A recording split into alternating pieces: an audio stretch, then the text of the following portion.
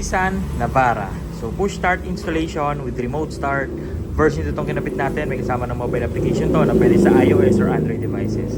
Then nagkabit na rin tayo ng isang pares na Bosch Europa horn. Parinig ko na lang sa inyo mamaya. Okay, so pwede na kayo mag-mobile start sa application natin. Pwede na kayo mag-lock, pwede kayo mag-unlock doon, pwede kayo mag-car finder, pwede rin kayo mag-remote start. Yan.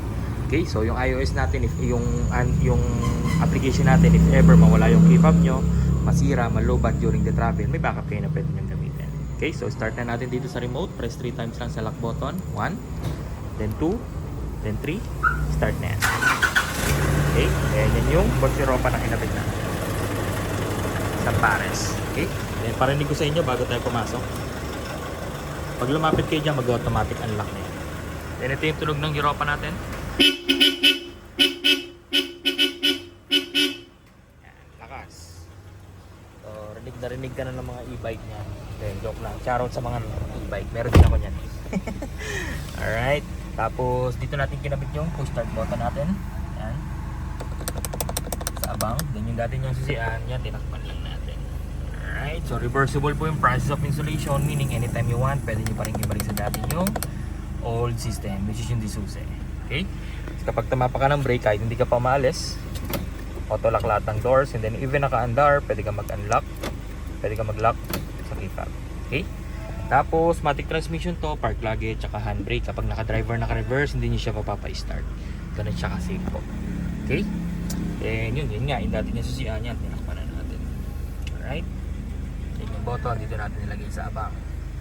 Pag gusto mong patayin, pwede sa application or sa push start button na lang para mas madali. Apa ka lang sa preno, isang pindot, patay na yan. Then mag-automatic unlock na rin lahat ng doors mo. Lalabas ka na lang dyan. And then kapag lumayo ka, mag-automatic lock na siya ng automatic. Okay? So kusa na yun, kahit di ka pumindot sa remote mo, ilock mo siya kusa. Sa pag lumayo ka dyan, automatic lock na yun. Pag lumapit ka naman sa kanya, automatic unlock naman siya agad. Because of the passive keyless entry. And then that feature naman can be disabled or enable anytime you want. Sa remote lang siya ginagawa, may combination lang kayo gagawin. Alright, then ito yung itsura ng button natin kapag naka-off yung makina. Kunin lang. Without stepping sa brake, unang pindot, accessories, kagana na yung mga bubots nyo, mga stereo. Pangalawang pindot, bubukas yung cluster. Yan. Pwede nyo nang ibaba or itaas yung bintana nyo nang hindi naka-start. Pangatlo, patay. Pag gustong start, apak sa brakes ng pindot, patay. Alright, so yun lang naman guys. 2 years warranty itong system natin. And again, may kasama na itong mobile application na pwede sa iOS or Android devices.